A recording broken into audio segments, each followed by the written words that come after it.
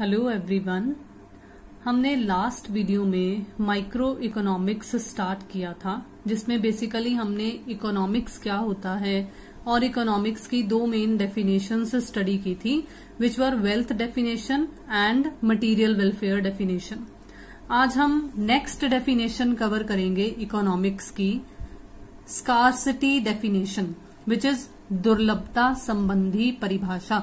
Very, very, very important definition. Lord Robbins, in his book An Essay on the Nature and Significance of Economic Science, published in 1932, gave this definition as economics is a science that studies human behavior as a relationship between ends and scarce means which have alternative uses. बहुत important definition है ये। इसे Lord Robins ने दिया था। उनकी एक book publish हुई थी 1932 में, जिस बुक का नाम था an essay on the nature and significance of economic science. इस बुक में उन्होंने इकोनॉमिक्स की एक डेफिनेशन दी थी कि इकोनॉमिक्स एक तरीके की एक साइंस है जो ह्यूमन बिहेवियर, मानव के व्यवहार को स्टडी करती है। किस फॉर्म में? दो चीजों के रिलेशनशिप के फॉर्म में, एक है एंड्स और एक है स्कार्स मीन्स। अब देखो, आपको एंड्स नहीं पता क्या होता है, स्कार्स मीन्स भी नहीं पता अभी आपको कि क्या होता है, लेकिन हम इसे हिंदी में भी स्टडी करेंगे तो आपको क्लियर हो जाएगा कि ये किस चीज की बात यहाँ पर की जा रही है। रॉबिन्स ने 1932 में प्रकाशित हुई अपनी बुक का नाम मैंने ऊपर लिखा हुआ है, पुस्तक का नाम ऊपर लिखा हुआ है, तो आप वहां से नोट कर सकते हो। अर्थशास्त्र की दुर्लभता संबंधी परिभाषा कुछ इस प्रकार से दी है। अर्थशास्त्र वह विज्ञान है, साइंस है, जो विभिन्न उपयोगों वाले यानी कि ऑल्टरनेटिव यूजेस वाले सीमित साधनों मतलब साधन जो हैं जिनसे हम अपनी नीड्स को पूरा कर सकते होते हैं, वो जो रिसोर्सेज हैं वो क्या हैं? वो सीमित हैं, वो स्कार्स हैं, तथा उद्देश्यों से संबंध रखने वाले मानवीय व्यवहार का अध्ययन करता है। मतलब इट्स अ ह्यूमन बिहेवियर, मानव का व्यवहार है कि वो अपने उद्देश्यों को, मतलब अपनी नीड्स को पूरा करने के लिए वो कुछ साधनों का इस्तेमाल करता है। अब जो इकोनॉमिक्स है वो इन्हीं दोनों के बीच जो रिलेशनशिप है उसको स्टडी करती है। अब वो रिलेशनशिप के बेसिस पर हमें क्या बताया गया है कि जो आवश्यकताएं होती हैं, मतलब जिन उद्देश्यों के लिए एक ह्यूमन बिहेवियर कंडक्ट किया जाता है, मतलब एक ह्यूमन बिहेव करता है, वो असीमित हैं, मतलब एंड्स, कभी ना खत्म होने वाली नीड्स हैं। सीमित साधन है यानी कि जो रिसोर्सेज हैं वो स्कार्स हैं, जो मीन्स हैं in order to fulfil those needs, वो स्कार्स हैं, वो बहुत ही कम हैं। और ऊपर से प्रॉब्लम क्या है कि उनके वैकल्पिक प्रयोग भी हैं, ऑल्टरनेटिव यूजेस भी हैं। अब जैसे अगर मैं एक एग्जांपल आपको दूं तो जो दूध है वो हम हमारी आवश्यकताओं को पूरा करने के लिए इस्तेमाल करते हैं, यानी कि दूध को हम पीने के लिए भी यूज कर सकते हैं, इन ऑर्डर टू ड्रिंक भी यूज कर सकते हैं। हम दूध से स्वीट्स भी बना सकते हैं, खीर भी बना सकते हैं।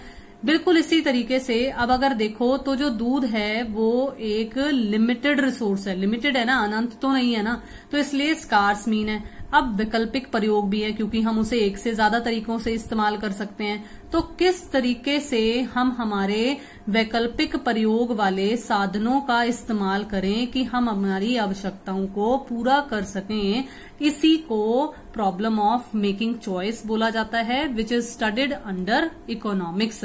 यही एक चुनाव की समस्या है, चयन की समस्या है, और इसी चयन की समस्या का अध्ययन इकोनॉमिक्स में किया जाता है। क्यों किया जाता है? ताकि हम मैक्सिमम सेटिस्फेक्शन डिराइव कर सके, ताकि हमारी इकोनॉमी डेवलप हो सके, ताकि हमारी सोसाइटी में वेलफेयर हो सके, अधिकतम संतुष्टि हो सके, अधिकतम विकास हो सके और सभी का सामाजिक कल्याण हो सके।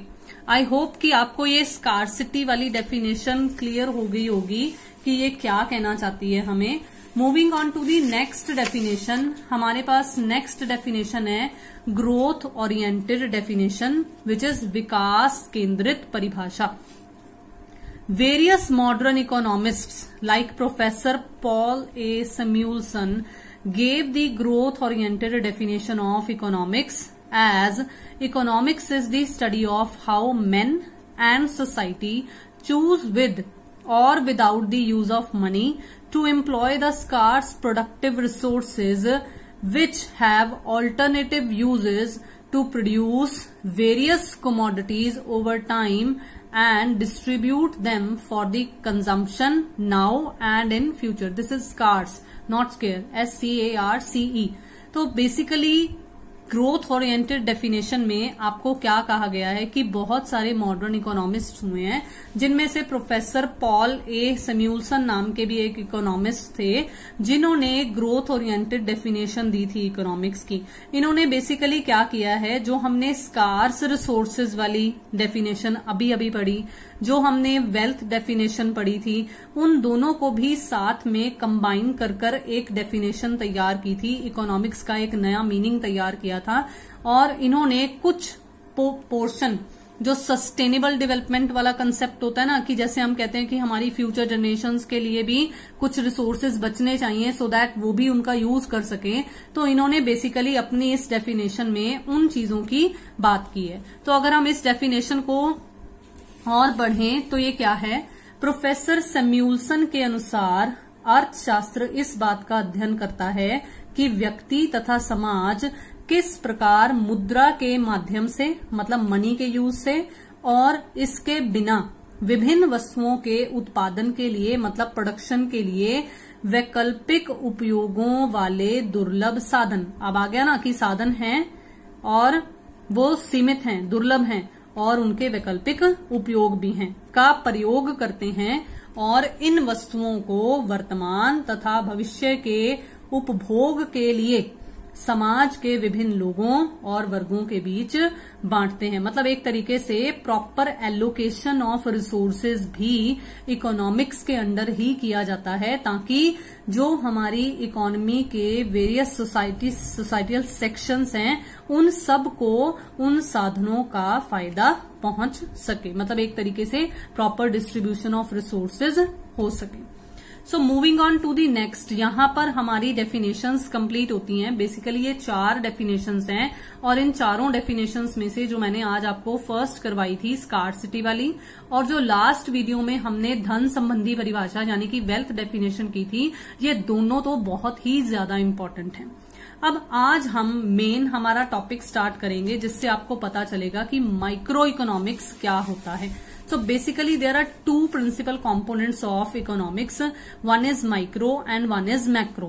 तो 2 मूल अंश हैं, एक है व्यष्टि अर्थशास्त्र और दूसरा है समष्टि अर्थशास्त्र. अब देखते हैं कि व्यष्टि अर्थशास्त्र क्या है और समष्टि अर्थशास्त्र क्या है. Micro economics focuses on the action of individual agents within the economy like households, workers and firms, or we can say different businesses. While macroeconomics looks at the economy as a whole, it focuses on the issues like growth, employment, inflation, balance of trade, etc. देखो जो micro economics है वो एक single individual level पर study करती है कि जो इकोनॉमी के डिफरेंट एजेंट्स हैं, जैसे हाउस होल्ड हो गया, मतलब जैसे हम लोग हैं, हम डिमांड करते हैं, ठीक है, जैसे वर्कर्स हो गया, या जैसे जो डिफरेंट प्रोडक्शन फर्म्स हैं, वो क्या परफॉर्म कर रही हैं इकोनॉमी में.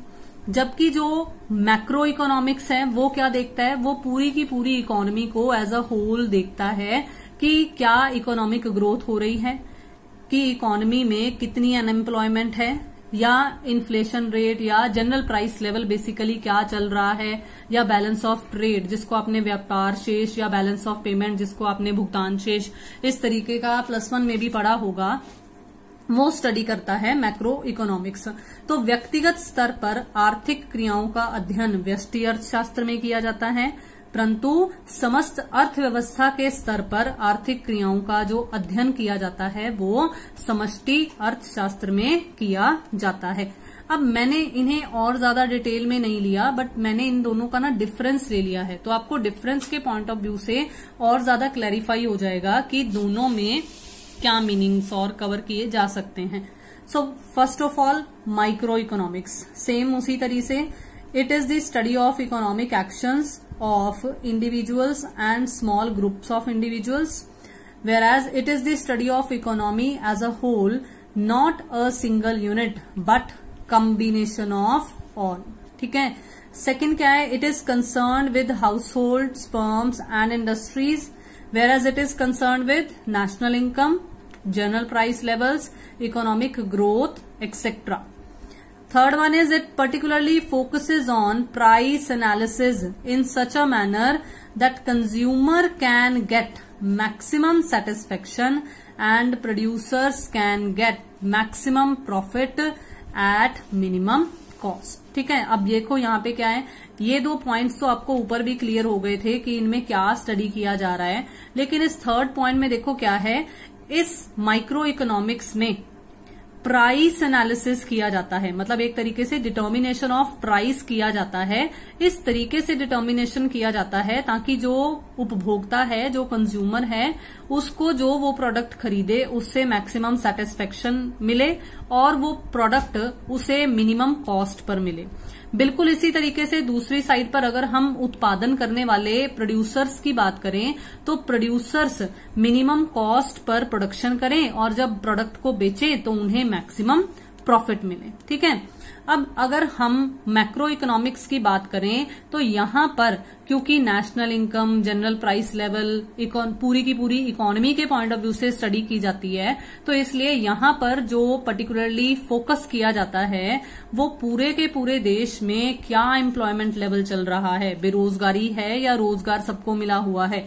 बिल्कुल इसी तरीके से प्राइस स्टेबिलिटी, कहीं जनरल प्राइस लेवल कभी बहुत ही जल्दी मंदी या तेजी तो नहीं आ जाती है, स्टेबिलिटी है इकोनॉमी में या नहीं है, इकोनॉमिक ग्रोथ हो रही है या नहीं हो रही है, हमारा जो बैलेंस ऑफ पेमेंट है, मतलब जो हमारा भुगतान शेष है वो फेवरेबल है या नहीं है, कहीं हम डेट ट्रैप में, कहीं हम ऋण जाल में तो नहीं फंसते चले जा रहे हैं. बिल्कुल इसी तरीके से देखो लास्ट पॉइंट एक और जो मैंने डिफरेंस का फिलहाल कवर किया है वो ये है कि माइक्रो इकोनॉमिक्स के जो मेन टूल्स होते हैं वो डिमांड और सप्लाई वाले होते हैं. अगर आप ऊपर वाला पॉइंट देखो तो उधर कंज्यूमर जो था वो डिमांड करने वाला था और प्रोड्यूसर जो था वो सप्लाई प्रोवाइड करने वाला था. तो उन दोनों के बेसिस पर ही हम प्राइस डिटरमाइन कर रहे थे. तो इसीलिए इसके दो मेन टूल्स डिमांड और सप्लाई हैं. वेयरएज अगर हम इसकी बात करें तो इसके जो मेन टूल्स हैं वो एग्रीगेट डिमांड और एग्रीगेट सप्लाई है. एग्रीगेट का मतलब टोटल होता है. देखो मैंने टोटल क्यों बोला, अगर आपने फर्स्ट पॉइंट ध्यान से देखा हो तो उसमें ये बोला गया था कि it is a combination of all. तो इसलिए अगर मैं इंडिविजुअल डिमांड्स को कंबाइन कर दूंगी तो वो एग्रीगेट डिमांड बन जाएगी और वो मैक्रो इकोनॉमिक्स के अंडर स्टडी होगी. बिल्कुल इसी तरीके से अगर मैं इंडिविजुअल सप्लाईज को एड ऑन कर दूंगी तो वो एग्रीगेट सप्लाई बन जाएगी और वो मैक्रो इकोनॉमिक्स के अंडर कंसीडर की जाएगी. देखो डिफरेंसेस और भी बहुत हैं, लेकिन फिलहाल मैंने सिर्फ उतने कवर किए हैं जितने आपको समझ में आ सकते हैं. बाकी डिफरेंसेस जैसे जैसे आप माइक्रो इकोनॉमिक्स को पढ़ते चले जाओगे, जैसे जैसे आप सेकंड बुक पढ़ोगे मैक्रो इकोनॉमिक्स, आपको क्लियर होते चले जाएंगे. अब यही डिफरेंस मैंने एक्सक्लूसिवली हिंदी मीडियम वाले बच्चों के लिए भी कवर किया है. व्यष्टि अर्थशास्त्र और समष्टि अर्थशास्त्र. व्यष्टि अर्थशास्त्र में व्यक्तिगत स्तर की आर्थिक क्रियाओं का या आर्थिक समस्याओं का अध्ययन किया जाता है, जबकि इधर संपूर्ण अर्थव्यवस्था के पॉइंट ऑफ व्यू से समस्याओं का अध्ययन किया जाता है. इसमें वही एक उपभोक्ता, एक फर्म या एक ही उद्योग की बात की जा रही है, जबकि इसमें राष्ट्रीय आय, रोजगार या जनरल प्राइस लेवल यानी कि कीमत स्तर की बात की जा रही है. इसका संबंध व्यक्तिगत स्तर पर उद्योग में उत्पादन और कीमत के निर्धारण से है, जबकि इसका संबंध संपूर्ण अर्थव्यवस्था में कुल कितना उत्पादन है या सामान्य कीमत स्तर क्या है वो निर्धारण करने से है. और लास्ट देखो वही प्रोड्यूसर और कंज्यूमर के पॉइंट ऑफ व्यू से इसके मुख्य उपकरण मांग और पूर्ति हैं, जबकि इसके मुख्य उपकरण समग्र मांग और समग्र पूर्ति हैं. आई होप कि जितना मैंने आपको करवाया होगा इतना आपको क्लियर हो गया होगा, समझ आ गया होगा. रेस्ट जैसे जैसे हम आगे की वीडियोस अपलोड करेंगे आपको और ज्यादा क्लियर होता चला जाएगा कि what is micro economics and what is macro economics. So if you like the video, आपको समझ में आया हो तो kindly subscribe the channel, share the videos and like the videos. Thank you so much.